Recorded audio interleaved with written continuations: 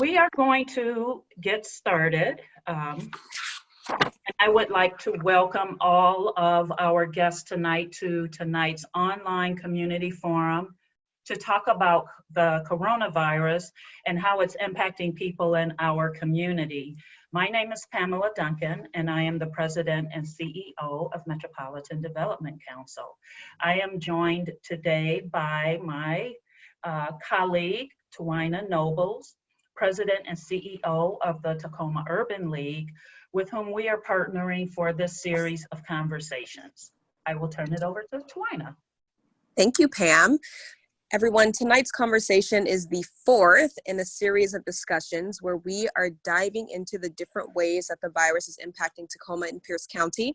Tonight, we have a panel of local experts to talk about what things are likely to look like when Governor Inslee's stay home, stay healthy order comes to an end.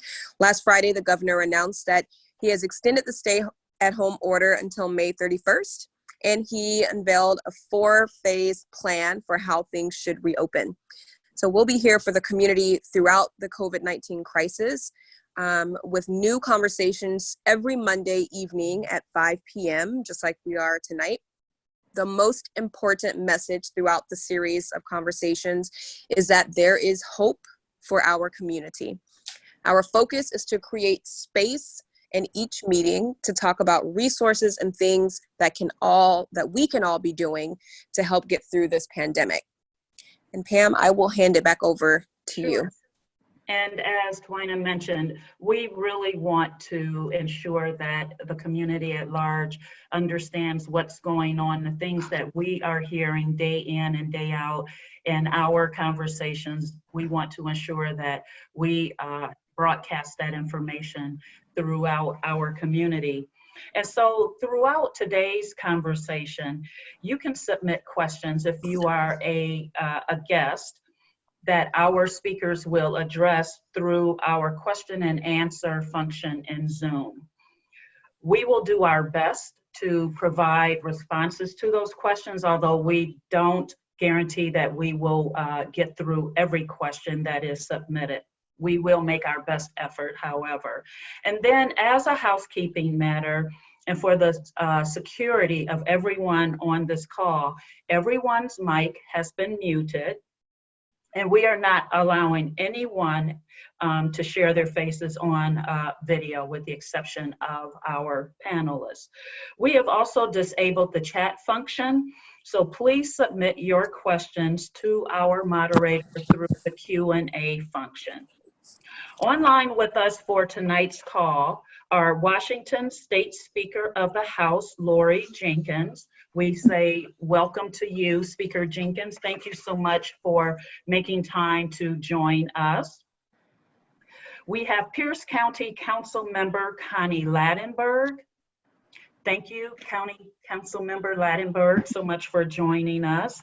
We have Joni Hall, who is principal at Blix Elementary School here in Tacoma. We are also expecting Tacoma Mayor Victoria Woodards, and we will greet her once we know that she is on the call. So let's get started with our first question. And this is for the entire panel. What is your sense of how well we are doing with the stay home, stay healthy order here in Pierce County?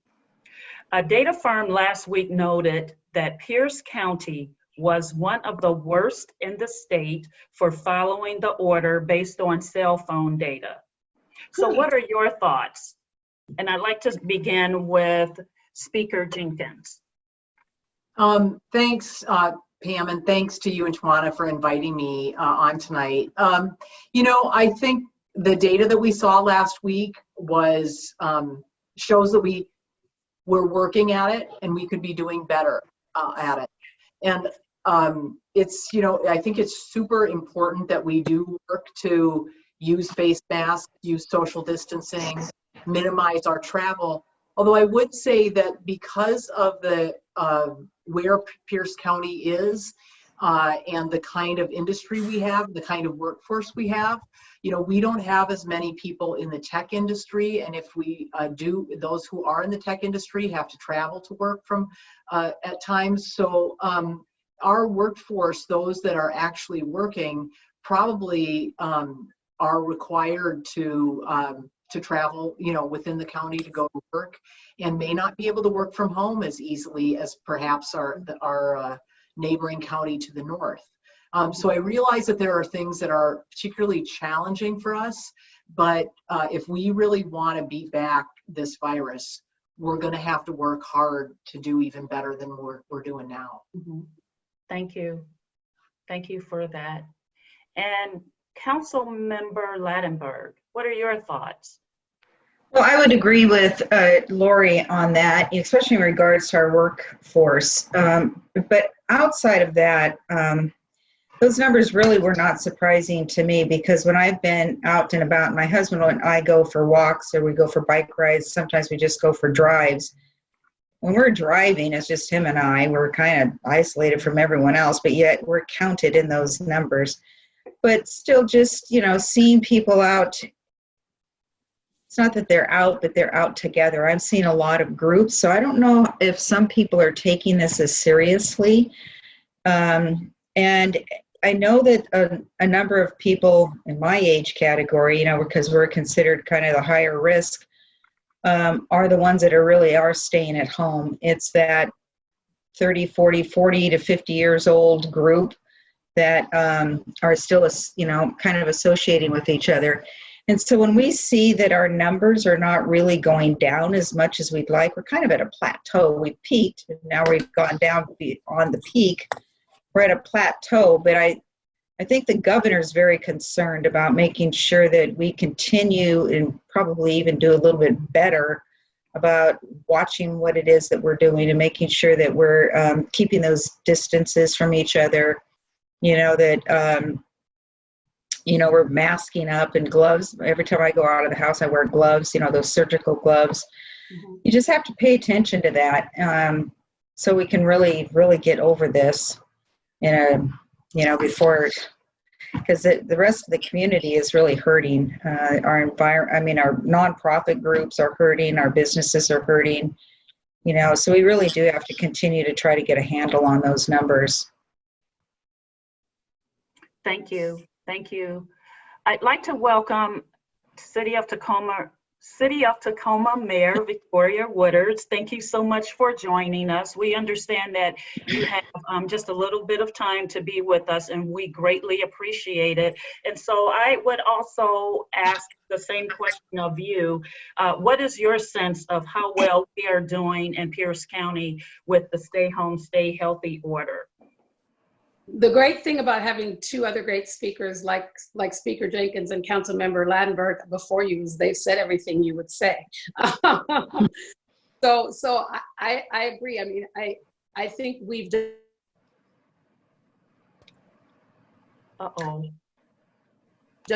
I think part of the problem is yeah. Sorry, my phone was ringing. I think part of the problem is because people see our numbers plateauing. They think that means that things are better in Pierce County. What I always want to remind everybody is that, or when they see our numbers compared to King County or Snohomish County, they think, well, we're doing really good here. The only reason we're doing as well as we are is because we got put on stay home sooner than everybody else. We started taking measures before Seattle did, before Snohomish County did. And so if we could see any success, if you could even use the word success in this time, I would say the reason that we're not seeing our numbers go up is because we started staying home sooner than Seattle and than Everett. So my message to everyone is that we see the numbers that we have because we've done what we've done, and we need to keep doing it so that we don't see that spike. Mm-hmm. Mm-hmm. Thank you. Thank you. This is Tawana. If I answered part of this, but if you care to elaborate a little bit more, Mayor Woodards, it's all formal on this call. So you've spoke to this a little bit, but if you care to elaborate, more about how you feel that Tacoma is doing. Like, how well are we working to bend the curve and to limit exposure for vulnerable residents? I mean, we're doing okay. I mean, we're doing okay. We can obviously see that by the numbers, but we hit 500 cases. So we've hit 500 cases in Tacoma alone, and it could be way worse than that. And I can't say it enough, or I don't know many different ways to say it, because people see that and they see the number of deaths and they think, well, that's a small number of deaths. But again, every death is a tragedy. And when that one person or one of those 9 or 10, 12 people is a person you know, that's one too many. But I got to continue to tell everybody, we can celebrate our numbers being low, but what we have to remember is that when we take our foot off the pedal, those numbers can change so quickly and have such greater impact to our community than it's already had. So, I mean, as I've been around, in the places I've been, I haven't been down on the waterfront on a beautiful Saturday. I'm afraid to go down there because I think I will just freak out about the reports I hear of too many people down there. And I'm gonna wanna get out my car and yell and scream at everybody, right? But in the places I've been, I see in my neighborhood when people are walking, they're socially distancing. In the park that's closest to my house, when I'm walking, I see only people close with their family and their children. But I know that that's not the case everywhere. But I also want to say, I think Tacomans are doing a good job. We just cannot let up. We just can't let up. Right. Thank you so much for that. You're welcome. So let's pivot and go and talk specifically about education. And Principal Joni Hall from Blix Elementary School, what do you anticipate are or what are you seeing as the greatest challenges with families of your students as we navigate through the stay-at-home order? So that's the first part. And then the second part will be, what are the challenges you anticipate as we begin to slowly reopen? So right now, I think the biggest challenges are ensuring that all of our students have access to internet, to a device, and to internet connectivity in this time, and that's been a struggle. We are working really hard with partners to get devices into the hands of students and to find ways for them to have connectivity so that they can access our online and our based learning and teaching that's going on right now. But I would say for Blix especially, that's a definite impactor. I think the second impactor would be students being at home and parents struggling to manage work, and also have their students home and being able to manage the content and helping them with their schoolwork and doing part of that teaching job, or having to shuffle the need to go to work on having to find some place that's safe for their kids to be, or someone to be their caretakers. So I think right now those are some of our big ones. Also making sure that students have access to food and meals, and I feel like that's been we've done a really good job at that. We're using some of our staff who are doing a fabulous job of working to get meals in the hands of students and families that need them on a daily basis, and doing a really good job of practicing social distancing and physical distancing and taking a lot of precautions at the same time and making sure that we're safe in doing that. So I think right now, those would be the major challenges for families and for students.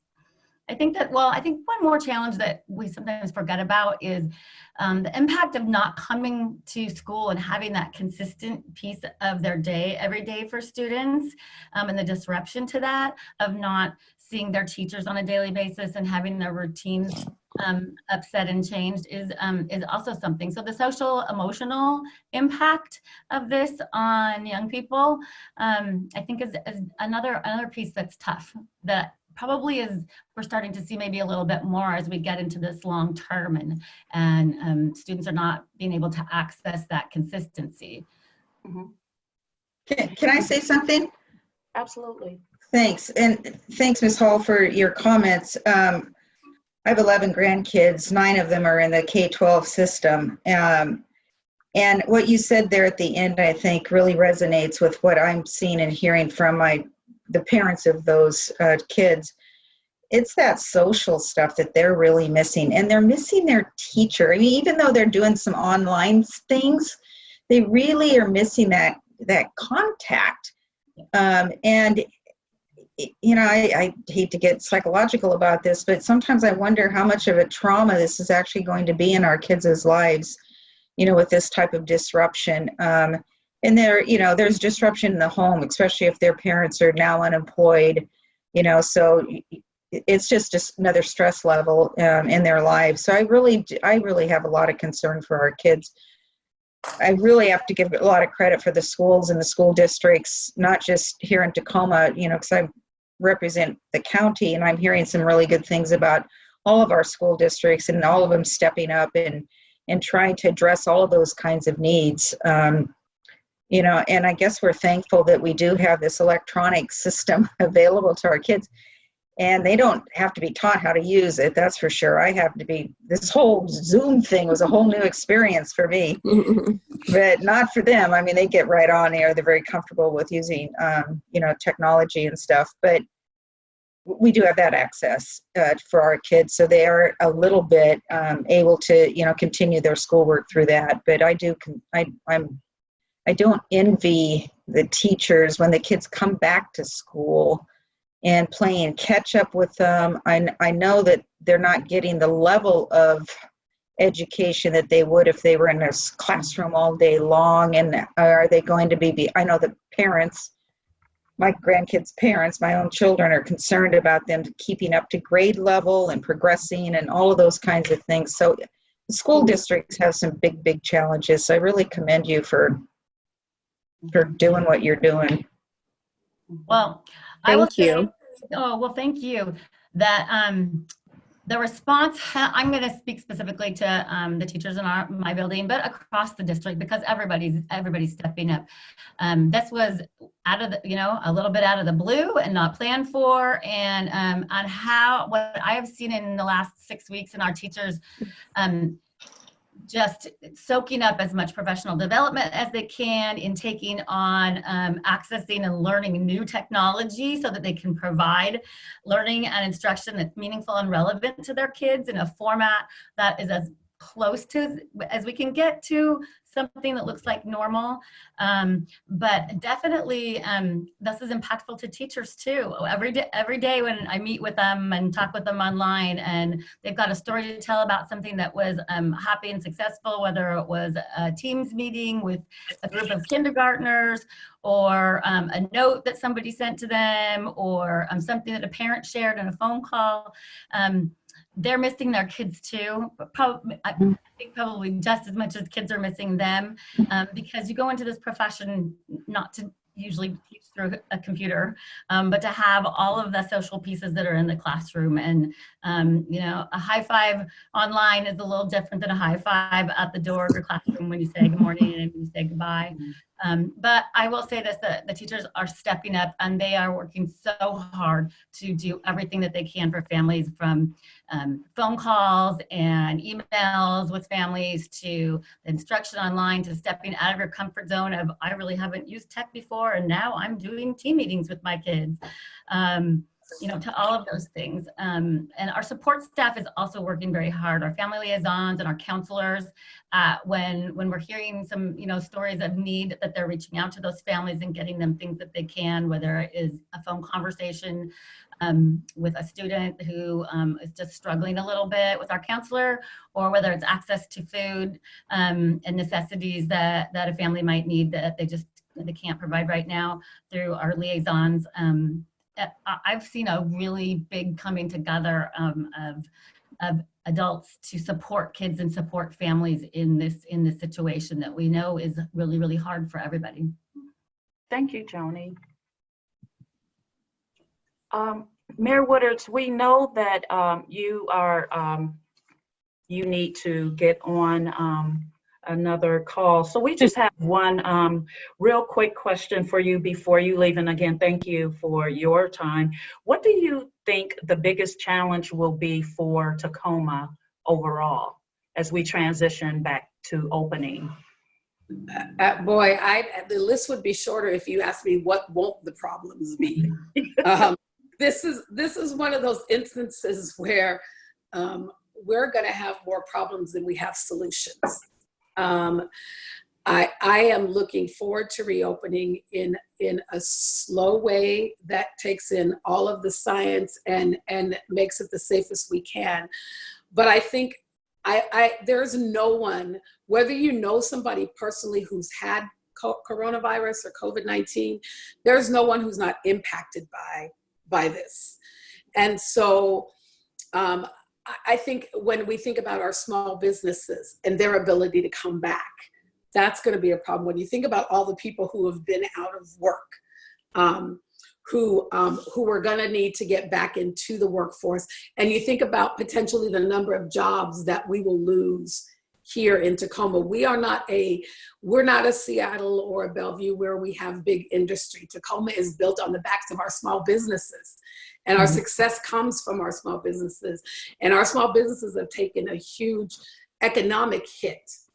And let me also be clear and say, it's not economics or life or health. They're both equally important. I would venture to say health is more important, because if you don't have one, you certainly don't have the other. But loss of jobs, people being able to get back on their feet. I think both Joni and Connie were talking about, clearly there are going to be ACEs for kids. I think there are going to be ACEs for adults. I mean, change the C to something else, but I think there are going to be issues that plague us for a long time around mental health, and people taking care of their children. I think there's going to be a lot of fear for those who have been abiding by all of the rules when we finally say, okay, we can open up a little more. I can't even begin to imagine when the next time is that you'll drive by the Tacoma Dome and see the parking lot packed and everyone's inside for a concert. Or there's a sold out house at the Pantages Theater. I think we are a long ways away from any of that. And it may even be post-vaccine. I mean, some people keep talking about we can't do a lot of this stuff till the vaccine. There are still going to be people who are fearful even after the vaccine. But in that darkness, in all of the negativity and the stuff that will be difficult, the one thing I know is Tacoma's resilient. And even during this time, as we hear about the stories of neighbors helping neighbors, we will do the same as we come out of this. So as we begin to reopen slowly and safely, I think neighbors and what we're calling our frontline workers, our essential workers. I think everybody will become an essential worker and a frontline helper, and will step up to help people get through this. But I think there's going to be a lot of fallout, that of which we don't even understand yet. But as I leave this call, and as I leave every conversation I have about COVID-19 in a public way, but we will get through it, and it will be dark, but we will survive it. We are resilient, and we will do it because we will do it together.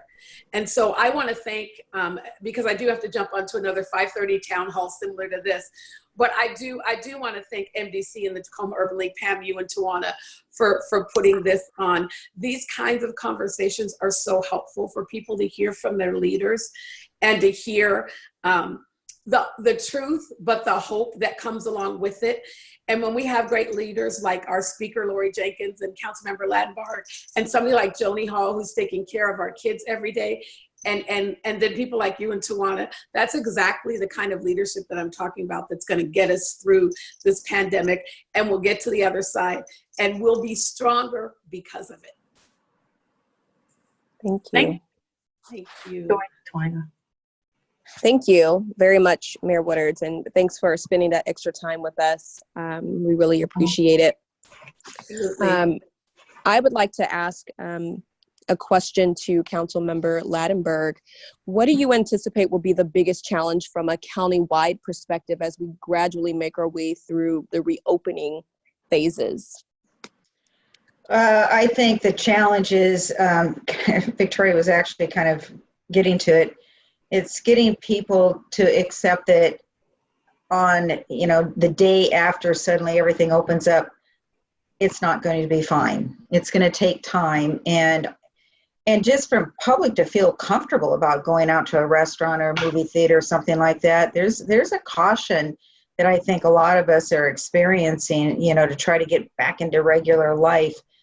Our businesses are hurting, especially our small businesses. It's important to note, though, that we do have resources coming into our city and our county, federal resources in the state too. But federally, this county just got almost $158 million to be spending.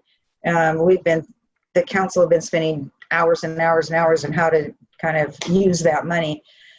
And there's talk that they are going to help smaller cities now. The initial was any city or county that's 500,000 or people or more. Of course, that doesn't include Tacoma. And Tacoma definitely needs, you know, some resources. So now they're taking another look and seeing if they can do something about smaller cities. I don't know what that's going to look like, or even if they're going to do it. But with our money, we're planning on doing some. A big hunk of it goes to public health emergency response, and then economic stabilization and recovery programs, community response and resilience, and that's our nonprofits too. And then essential government service, and then of course we have a reserve fund for anything that, you know, kind of comes up that we haven't thought about. And then there's little items under each of those. So, you know, as we move into post-COVID, you know, I'm hoping that some of these programs that we're setting up now, this funding, will help transition people into, you know, becoming more viable as, you know, days go on. But the important thing to remember is that it's not going to happen overnight.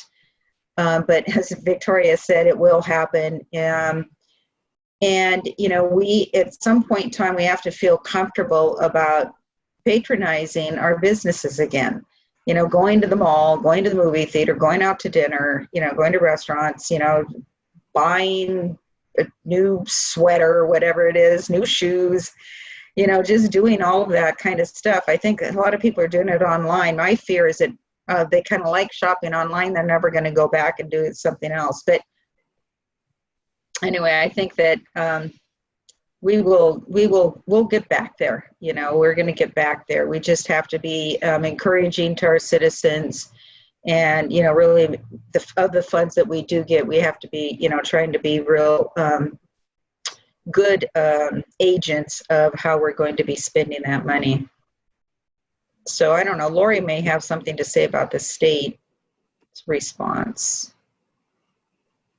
Yeah, I mean, I think you and Victoria are, you know, right on, and I think that's how we're looking at this at the state level. You know, I guess the things that I would add are, I think it's really fair to say that nothing will be the same again. It's that comes with some real grieving and some downsides, and that comes with some real opportunities.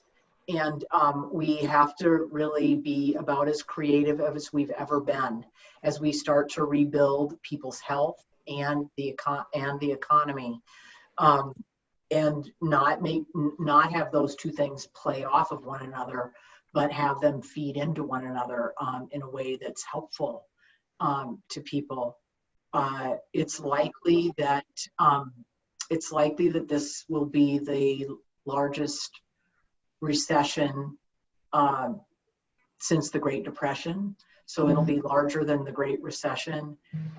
Right now, the economic forecast that we've gotten for the state of Washington, I think the word dire would be a fair word to describe them. So that makes it really challenging for the state to try at a time when people really need financial help.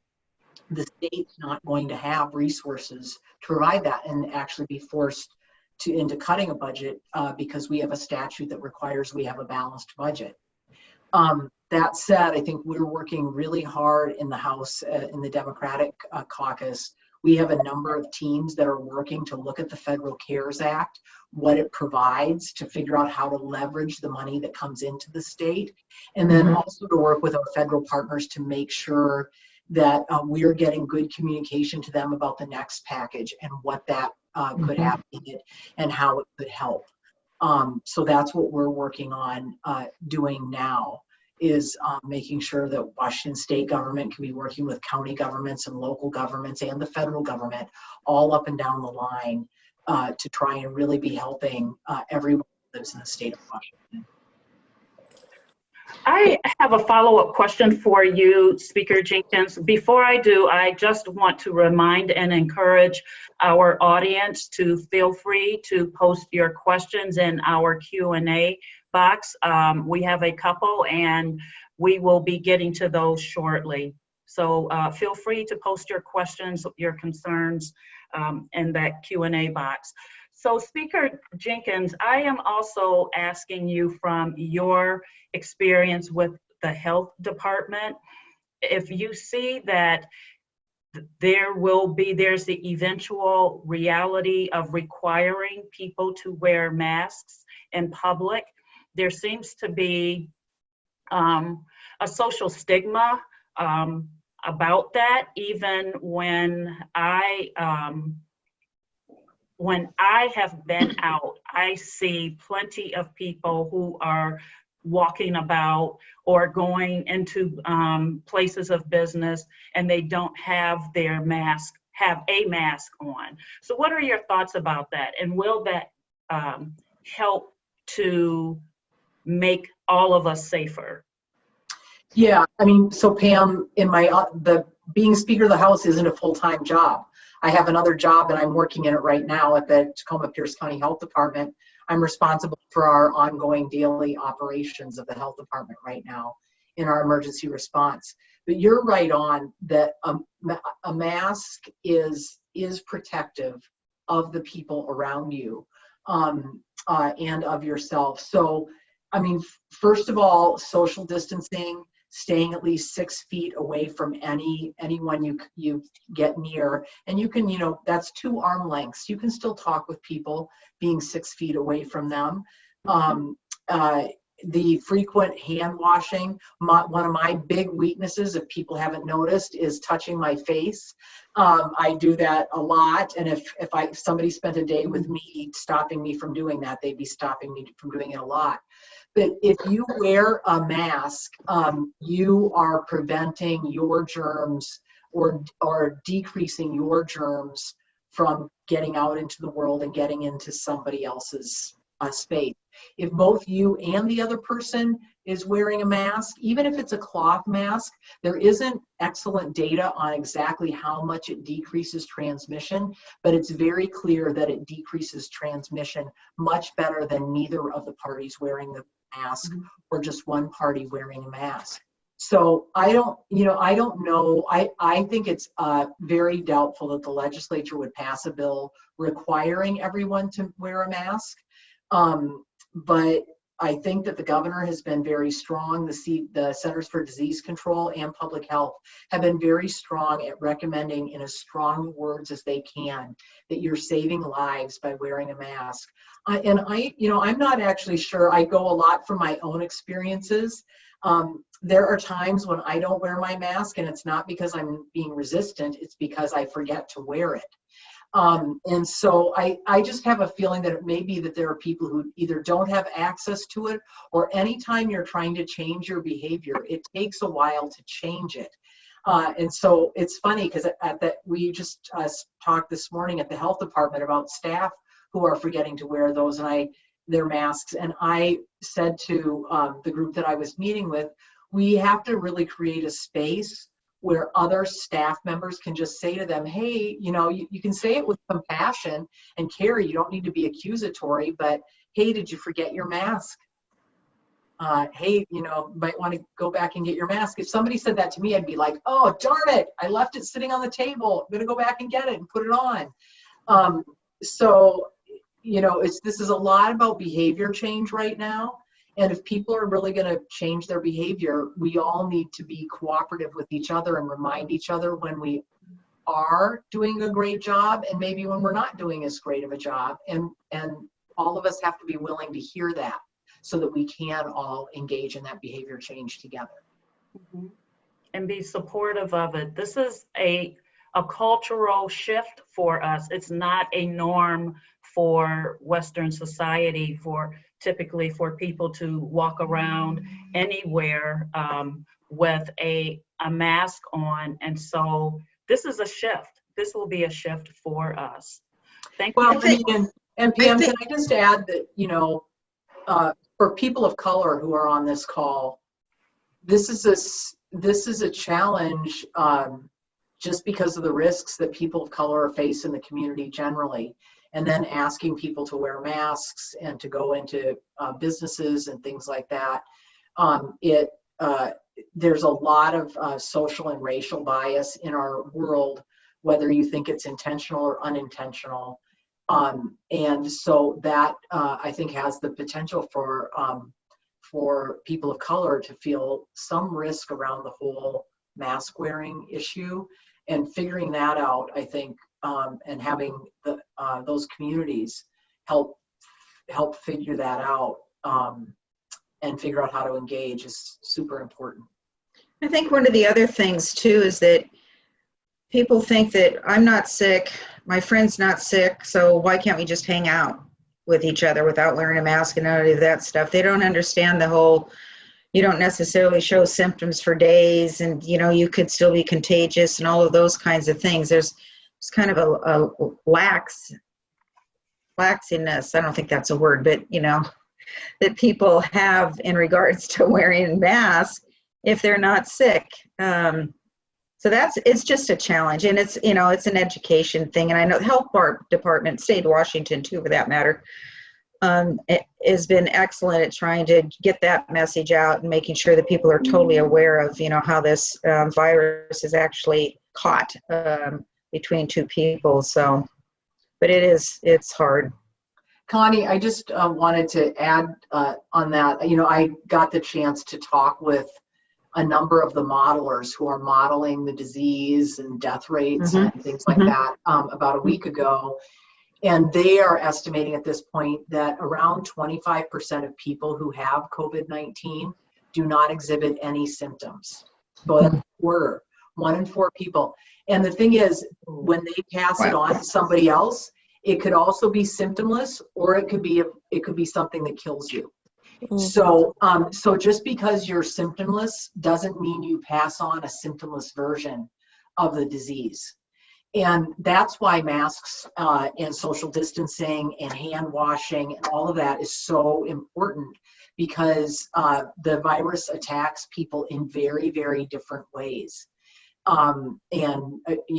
The way one person is attacked will not be the way someone else is. So this is more important than ever that we think about community and what you're willing to do to protect your community. And hopefully wearing a mask is something people would consider a pretty minor thing to protect people around them.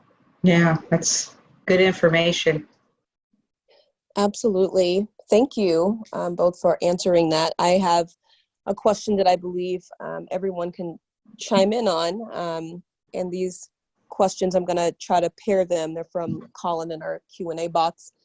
But how do you all see our current response to COVID-19 and reopening our economy, reopening our city and county? How do you see this impacting individuals experiencing homelessness, including youth, and not connected to reopening, just COVID-19 in general? What are your thoughts on the concerns around domestic violence during this time? And do you have any recommendations or strategies? So whichever the questions you all would like to answer about individuals experiencing homelessness and also domestic violence, and if you have any recommendations or strategies.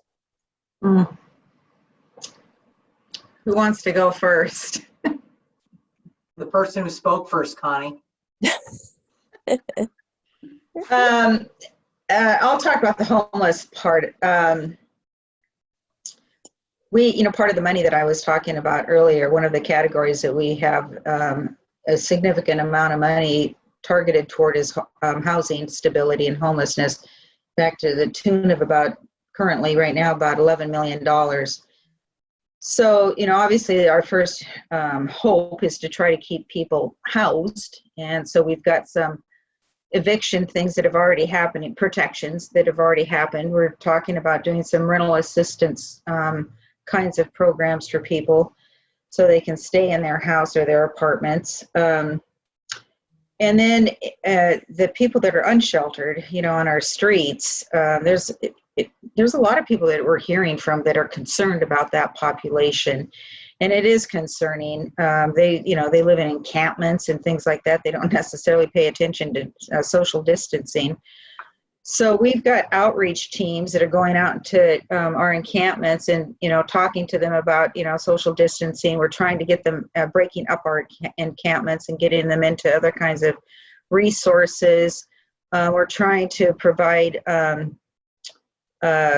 sanitary stations, wash stations, whatever they're called, out, in the areas where, the homeless are known to kind of hang out.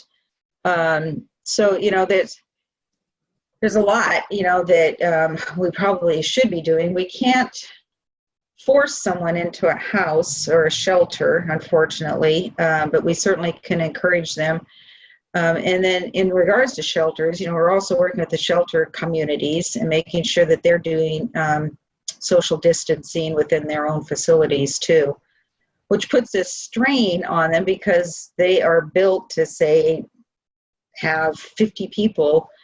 A lot of their funding is dependent on how many people they're serving. And then suddenly they're only doing 25.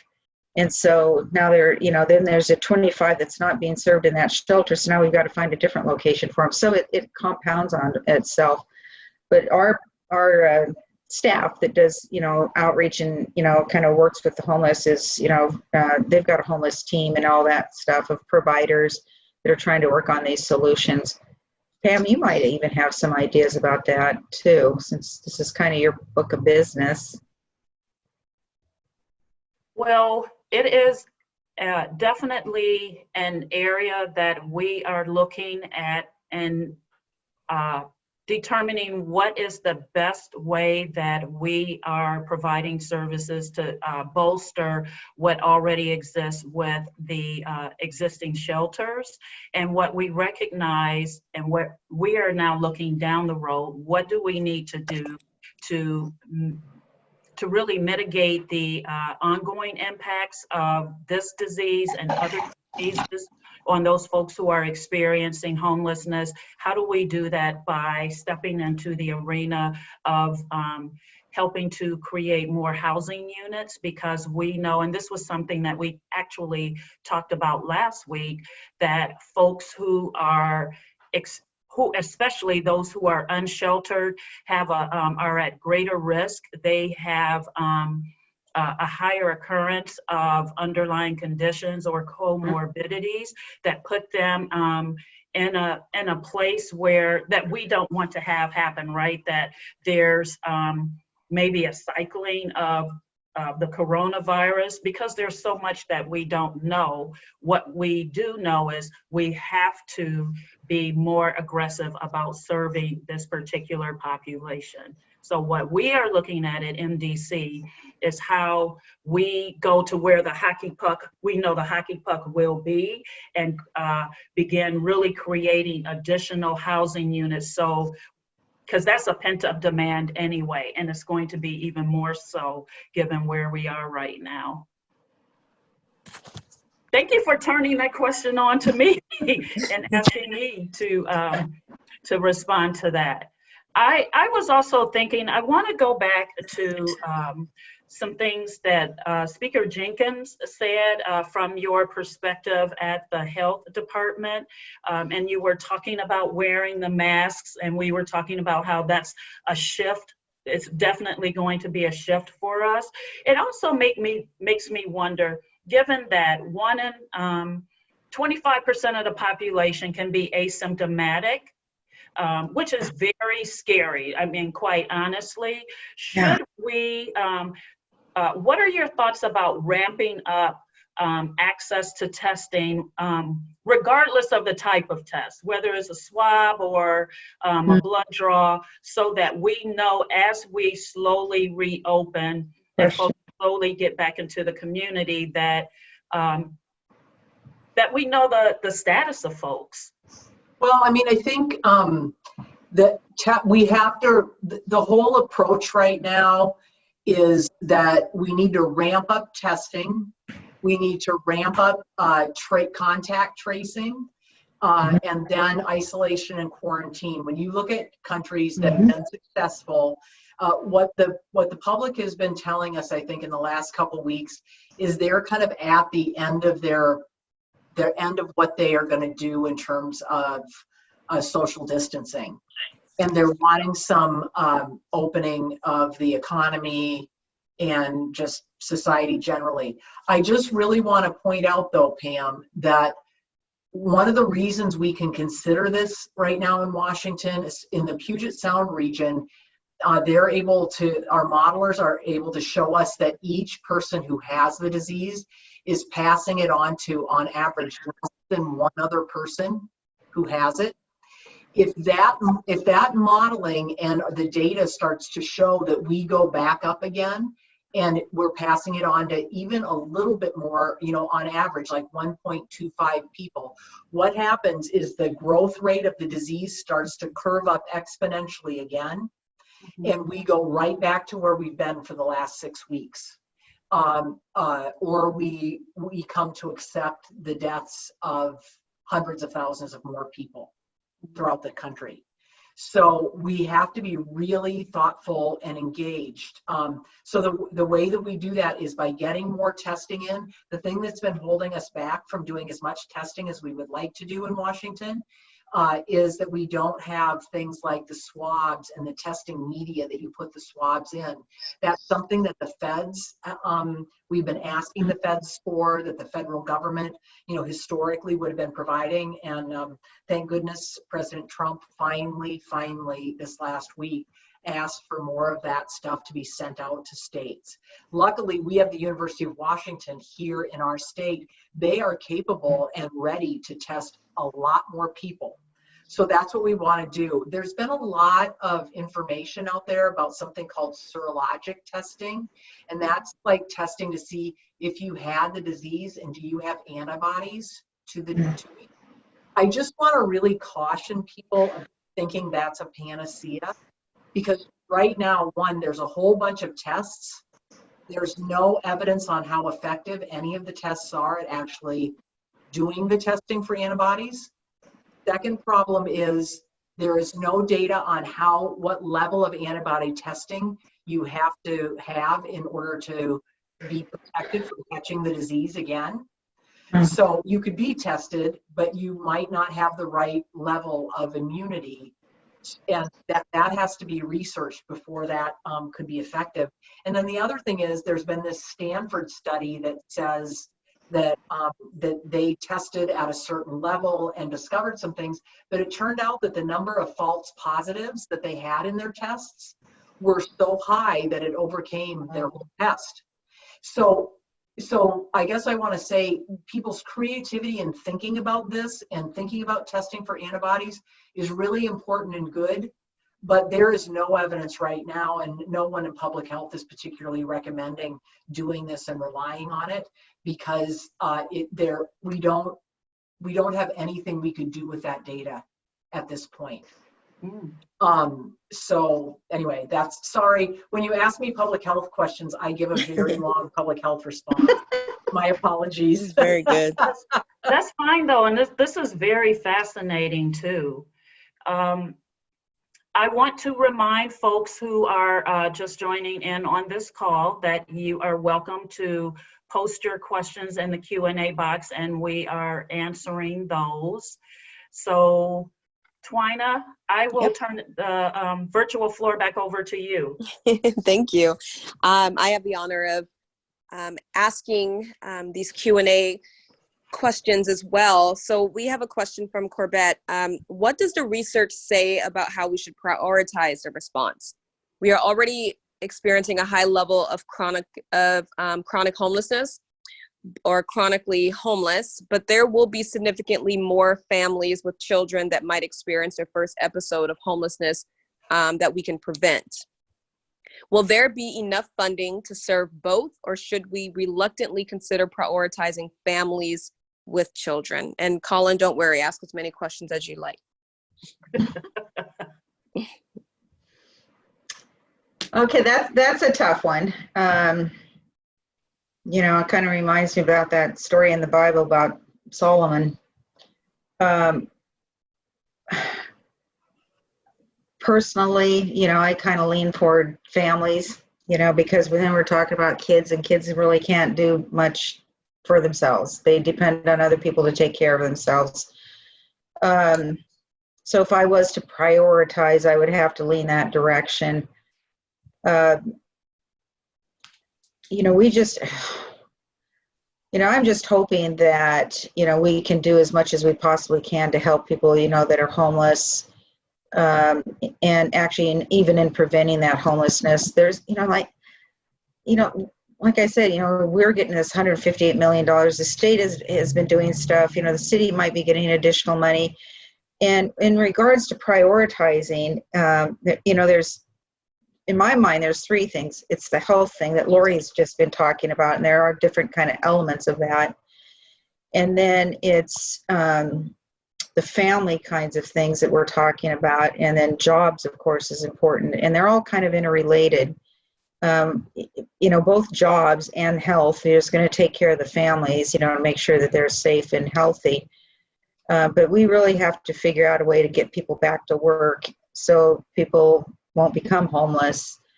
But the most important thing is that we've got to make sure that they stay healthy so then they can work, and we can actually open up those industries and jobs and everything else in our community. So it's all kind of a three-legged stool, I guess you might even refer to it as. But I think out of that prioritization, the health piece of it is probably, in my mind, is the most important, because the other two can't happen unless we can be assured that people are being healthy as they go back into their community. Mm-hmm. Thank you. What does the summer look like to you all? Can I answer that? Mm-hmm. First thing I'm going to do when we're able to do this is get my hair cut. It's been months, and my hair's never been, it hasn't been this long since I was, I don't know, years ago. But the governor, has his rollout, if you will, in phases, and I really think that that's a smart way to go about it. So it's not like suddenly the doors are going to open and everyone's back to, the way it used to be. So that's what the summer's going to be like, because it's like 3 weeks in between each, start of each phase. In fact, I think government is phase 3, so that's still a, number of weeks away before our, county government, city government can actually start operating the way we used to, operate. And even then it's, within limits. We still have to be social distanced and all of those other kinds of things that they're recommending. Even, I'm still probably will be wearing masks or working from home. So it's, it's going to be a gradual opening, some cautiousness, I think. People are going to be able to get outside a little bit more. I think that's important, especially in our summers, because that's, we love our summers here. The weather's nice. So that's really an important thing. They're going to be able to do things with their families again. So I think that's really important. It's that social connectivity that is, I think, will be probably the highlight of our summer. But some of the other things is still going to be kind of slow moving. I just would add, Here's what I would say about what our summer is going to look like. I don't know, everybody. What do you want it to look like? Because we as a community have absolute power over what our summer looks like. And it all depends on the choices that we make right now. So, so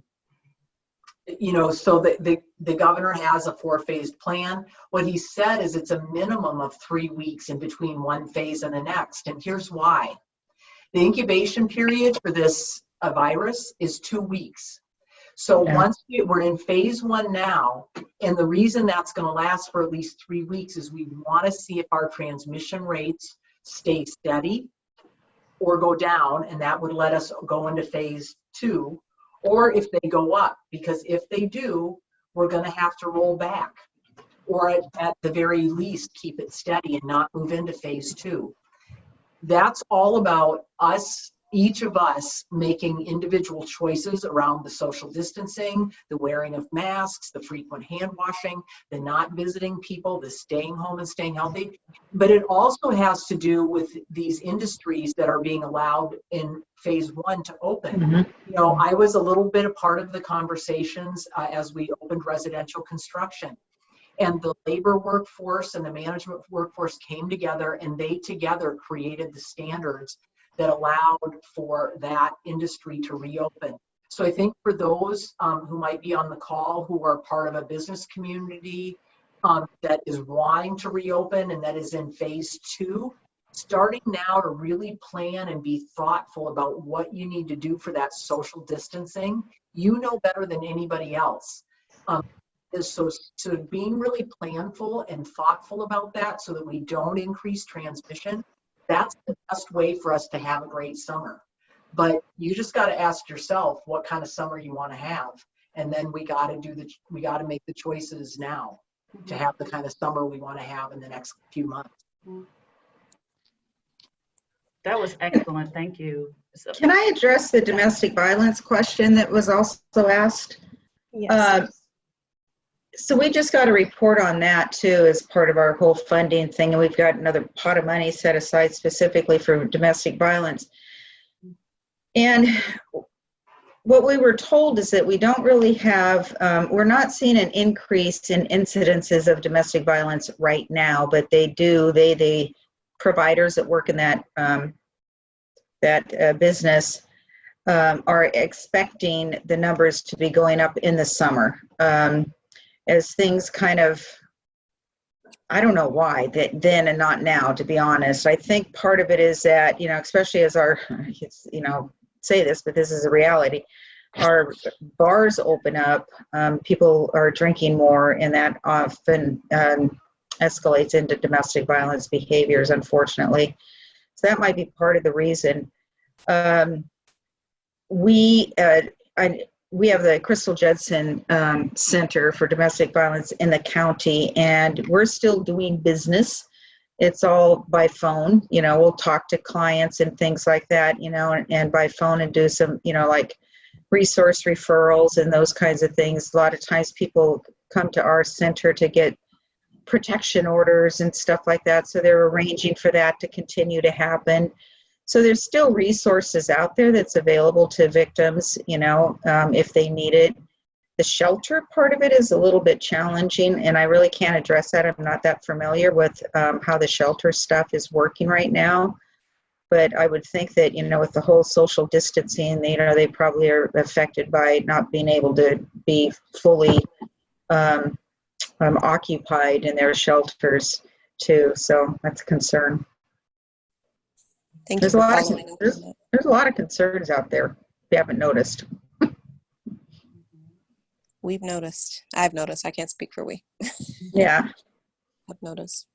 Thank you for following up on that. Did anyone else want to chime in on the community members experiencing homelessness, or how we are helping our community members who are experiencing domestic violence? Yeah, I'll just, I don't really think this is an ad. I think Connie gave a great answer about this. I would just say with respect to homelessness, we don't have enough funding right now in the system before COVID-19.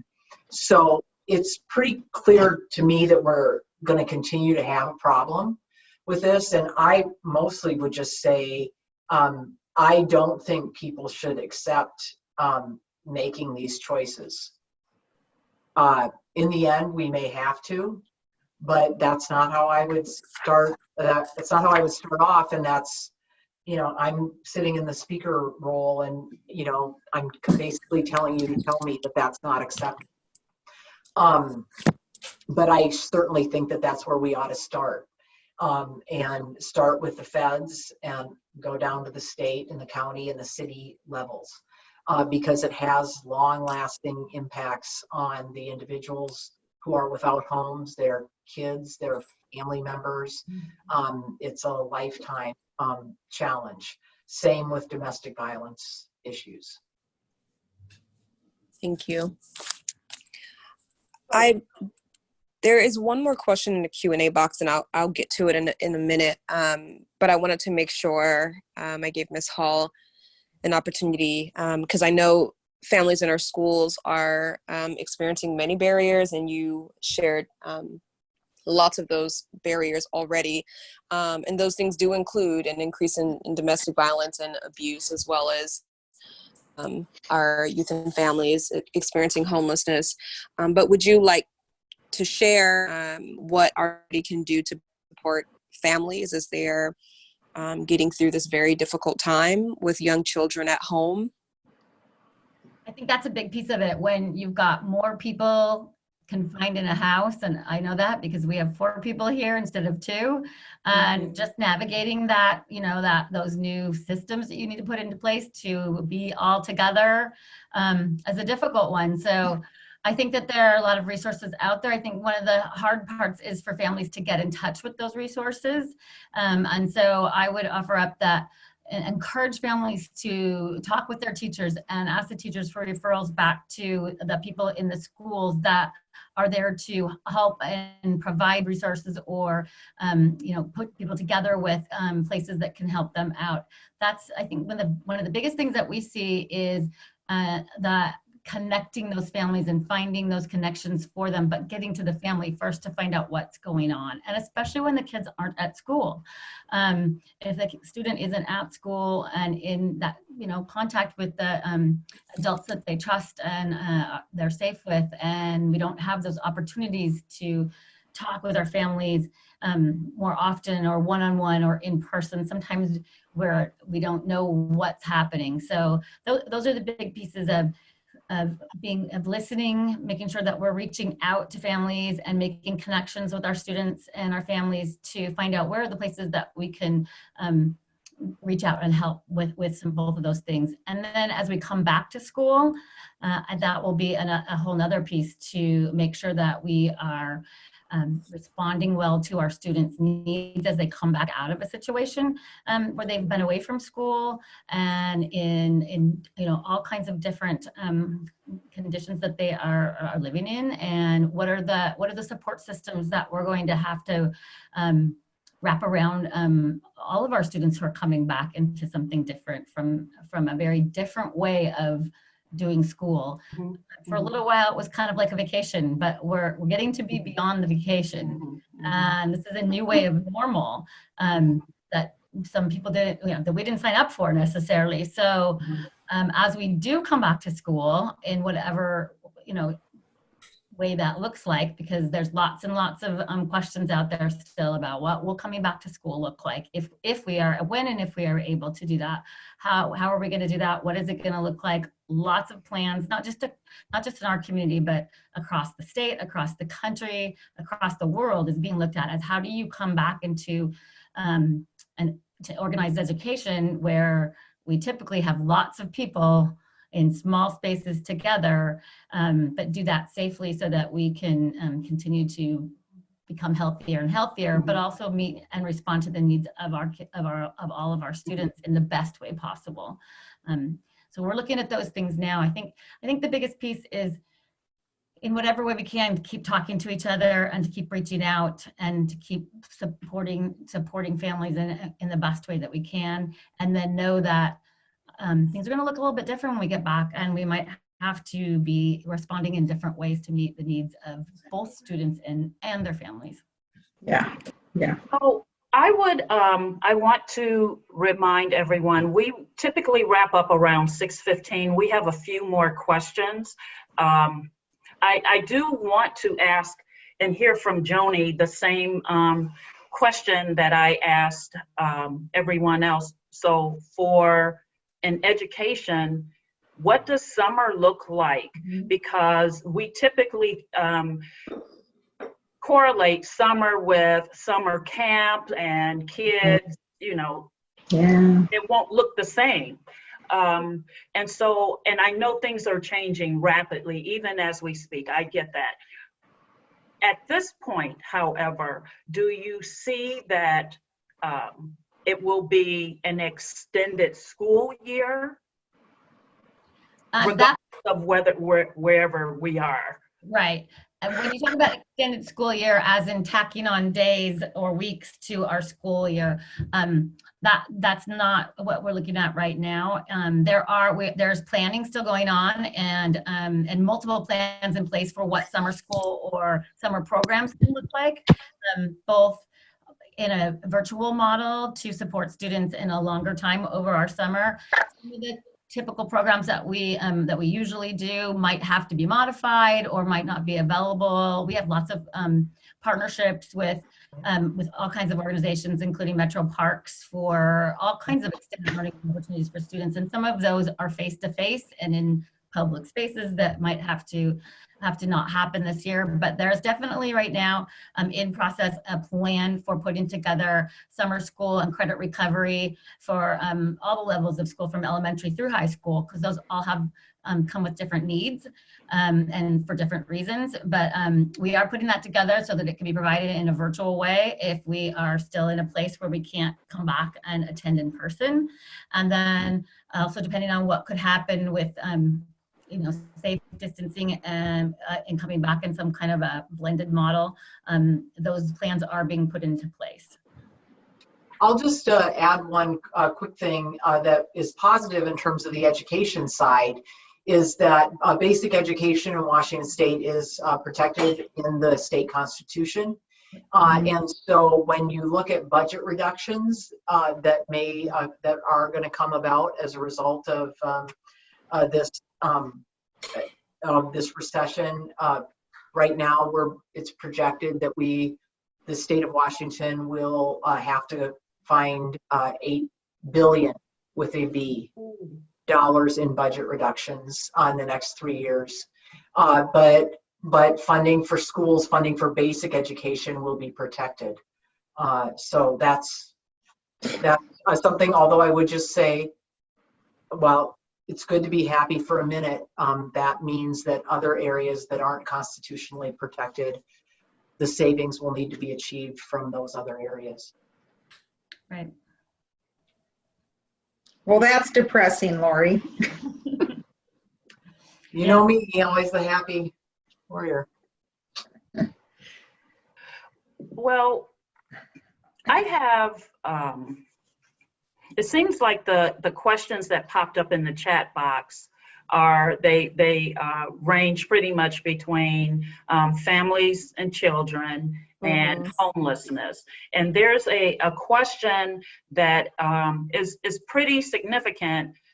Well, they all are, but this is one that's pretty thought-provoking.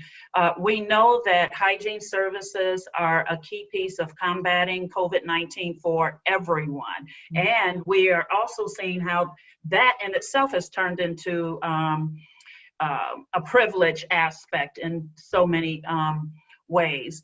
This is especially true for the homeless population, and it's one of the few things that we can focus on and we have some control over. What are your thoughts about creating more structured hygiene stations strategically placed throughout the county? Well, that's one thing that we definitely have in our plans in what we're talking about in expending that federal money is to do just exactly that. And if anything good is coming out of this, it's something like that, because I perceive that as being something permanent. It's not going to go away after this virus is taken care of. So how far out, throughout the county, yes, but it's not going to be probably in everyone's neighborhood. We have to be strategically placing those hygiene stations, wash stations, whatever you want to call them. But it's going to happen. I think this is another area where it's great to have some advocacy. Mm-hmm. We can do that. Absolutely. And thanks, Laurie, for bringing that up, because oftentimes when we talk about advocacy, it happens in the city of Tacoma, and that's about it. And so when I'm trying to get things out in the county, and I'm not hearing voices from the public as much, it's kind of difficult. So, if you do generate, some voices out there to advocate for these kinds of things, please include other larger cities, not, your little town of Carbonado or something, but, the Lakewoods and Puyallups and even Sumners and Bonnie Lakes of the world. And then also the unincorporated Pierce counties, Spanaway, Parkland, Graham, those kinds of areas are they're, especially Spanaway, Parkland, and Graham, they've got a lot of homeless and street, unsheltered people in those areas too. So they're often forgotten though. Absolutely.